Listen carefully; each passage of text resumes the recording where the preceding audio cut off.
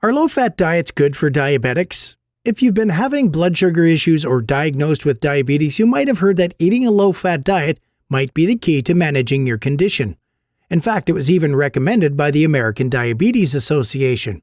But let me tell you, from a nutritional science standpoint and the experience of countless others, low-fat diets are not good for diabetics. Ironically, diabetics are the ones who need to make sure they consume enough fat.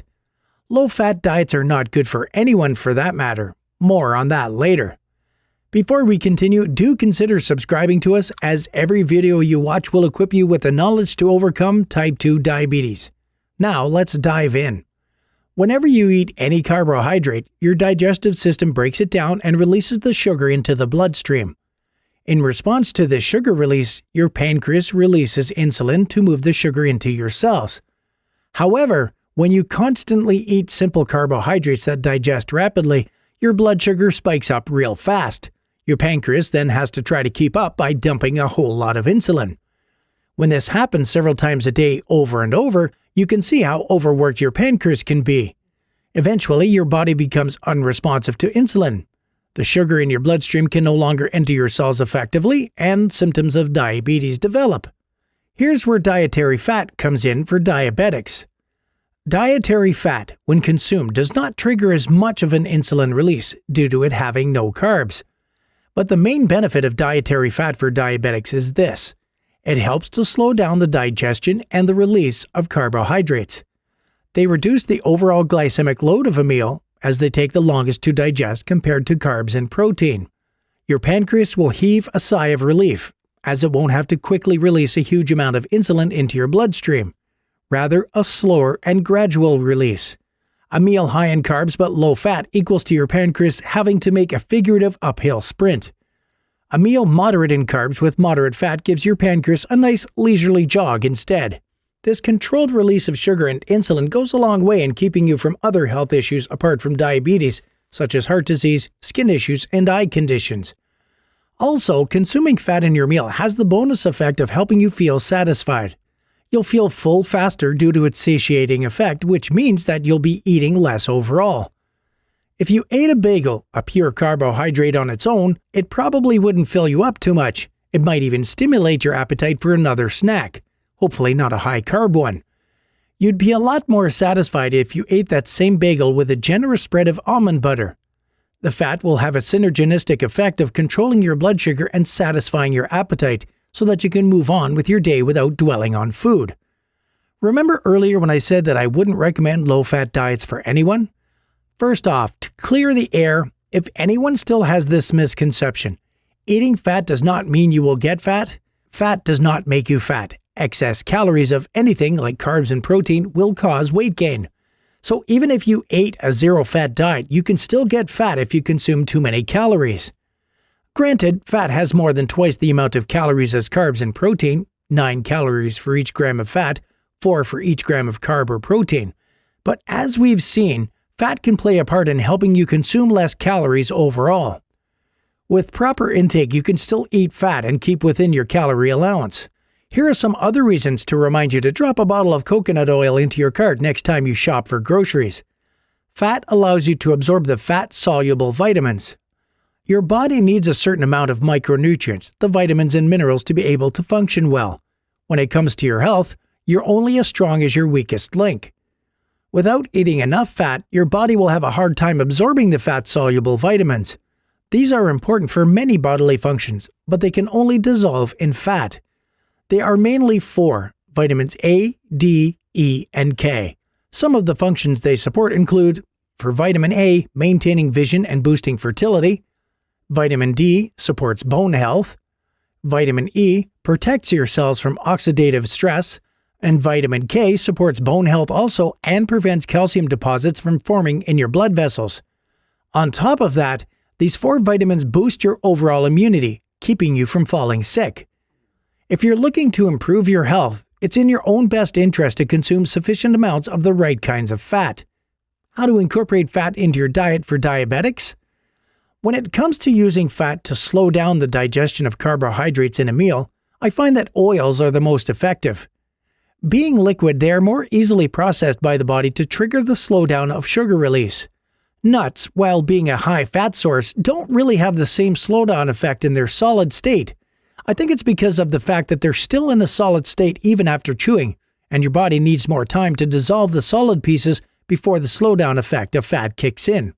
As a result, the carbs that you have eaten together with the nuts would have had time to be digested first, without being slowed down by the fat in the nuts. Nut butters, however, like peanut or almond butter, are much better for slowing down sugar release due to their semi-liquid nature. In terms of a slowdown effect, they're about the same as oils. Personally, I consume about 2 tablespoons of oil before every meal. Ideally, to make sure all your carb digestion is slowed down, it's a good idea to start off with the oil, the fat, first. That way, any carb that is eaten afterwards will digest relatively slowly. If you had taken some carbs first before the oil, they would be rapidly digested, especially if they were refined carbs, leading to a larger insulin spike. This might not be for everyone, but I take the oil first straight up on a tablespoon. It doesn't really bother me, and the taste isn't that bad. I find that to be a better alternative than sprinkling the oil all over the meal, making every bite taste like oil. By taking it all at the start, I can quickly get it over with and move on to the rest of my meal. Of course, if it enhances the flavor of your food, go ahead. Another reason I take them straight rather than cooking with them is that most oils tend to spoil when cooking. Plant-based oils, olive, sunflower, safflower, etc., and nut-based oils like peanut and almond don't do well when heated and will turn rancid. You're better off taking the oils at room temperature, unless you are using an oil that has a high smoke point like coconut oil, butter, or ghee. What fat sources are best for diabetics? There are 4 main sources of fats. Number 1, monounsaturated fat. Number 2, polyunsaturated fat. Number 3, saturated fat. And number 4, trans fat. Out of these 4, the first 2, the unsaturated ones, monounsaturated and polyunsaturated, are good for your health. Saturated fat still has a bit of controversy around it. Some promote it, others preach against it. I still consume them, but in moderation. Trans fat is agreed by everyone to be bad for you. These are man-made fats that are created when the fat is hydrogenated. You'll find them in foods like peanut butter, the non-natural kind, French fries, and packaged baked goods. For most of the processed foods you find in a supermarket that have a shelf life, chances are they will have some trans fat in them. You'll want to have pure fat sources on hand readily so that you can add them onto your meal. Oils are the most convenient since 1 tablespoon, which you can consume in a second, can instantly give you 15 grams of fat. I mainly take these 3 oils: coconut oil, flaxseed oil, and extra virgin olive oil. Let's run through each one. Starting off with coconut oil, it's widely recognized as a superfood. This oil has a long list of benefits, and it's a really long list. Here's some of the amazing stuff it does for you. It prevents buildup in your arteries, keeping them flexible and healthy. Although being a saturated fat, their structure is different from the saturated fat from animals. Its lauric acid content lowers cholesterol and blood pressure. It has strong antibacterial and antimicrobial properties, keeping you from infections and candida in the body. Gives you richer looking hair and clearer skin. But if you're just starting out on taking coconut oil, you might want to take it slow at the start. Due to its antifungal and antibacterial properties, coconut oil can flush out microbes and toxins in your gut. This detox reaction can loosen your bowels, causing you to have to make a dash to the toilet for an emergency unload. Others have felt nauseous when taking coconut oil. If you experience any of these symptoms, try taking 1 teaspoon after each meal and slowly build up from there. While your body is still getting used to it, never take them on an empty stomach or you'll risk triggering a strong detox effect. You can consume any of the other oils in the meantime while you build up your tolerance. Eventually, a good amount to shoot for would be 4 tablespoons of coconut oil daily. While it's good for you, don't go overboard. Everything in moderation. Next, we have flaxseed oil, comprising mainly polyunsaturated and monounsaturated fat. It has many benefits too, but the main one is that it's a source of essential omega-3 fatty acids. It's recommended to have a 3-to-1 balance ratio between omega-6 and omega-3 fatty acids, but most of the oils people consume every day are those of the omega-6 kind. The most popular cooking oils like corn, safflower, peanut, soybean, and sunflower are all rich in omega-6s instead of 3s. As a result, their omega-6 to 3 ratio is too lopsided, leading to a state of inflammation in your body. This inflammation could potentially lead to diseases like diabetes, heart disease, Alzheimer's, and cancer, among others. Consuming flaxseed oil, rich in omega-3s, can help to bring balance to this ratio and decrease inflammation. You could get this omega-3s from fatty fish like salmon or from fish oil capsules, but personally, I'm a bit cautious of the risk of mercury poisoning from these oils. Plus, there's been some controversy of dishonest manufacturers sneaking in a portion of inferior oils like soybean into the capsules instead of delivering pure fish oils. Because of this, and also for budget reasons, my main source of omega-3s is flaxseed oils for now. Other benefits of flaxseed oil are prevent heart disease and high blood pressure. They help to reduce LDL cholesterol, the bad cholesterol, and increase HDL cholesterol, the good kind. They reduce the risk of cancer development, reduce the risk of arthritis, support brain development in children, and they provide vitamins and minerals including calcium, potassium, manganese, zinc, iron, magnesium, selenium, and B-complex vitamins like niacin, riboflavin, and thiamine. Next, we have extra virgin olive oil, comprising mainly monounsaturated fat and polyunsaturated fat. The most basic oil to add to your diet and also the most affordable. If you've never added oils to your meals and you want to control your blood sugar levels, I'd recommend starting with this. You'd want to get the extra virgin and cold-pressed kind, which basically means that the oil has been processed without heat, which would spoil the oil.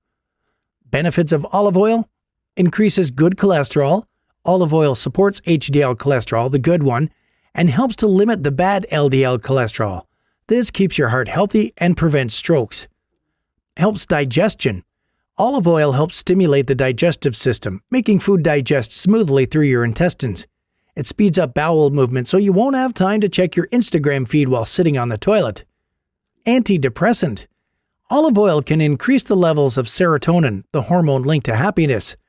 Most medical antidepressants stimulate the production of serotonin. With olive oil, you can get a natural kick. Healthier and fuller skin. The vitamin E and K in olive oil improve skin health by treating inflammation, acne, and dryness. Promotes hair growth. The vitamin E in olive oil makes your hair strong and prevents hair fall. Similar to fish oil, there's also some controversy of manufacturers cutting corners by mixing in cheaper oils instead of giving you 100% olive oil. There aren't many accurate tests to help you tell if you've been duped, but the most reliable way is to find a brand in your local area that you can trust. With olive oil, you get what you pay for. Generally, I try to avoid the brands on the cheaper end. Also, try to get the oils in a tinted glass bottle. Tinted because the oil tends to spoil faster when exposed to light. Glass because plastic bottles may result in trace amounts of plastic leaching into the oil.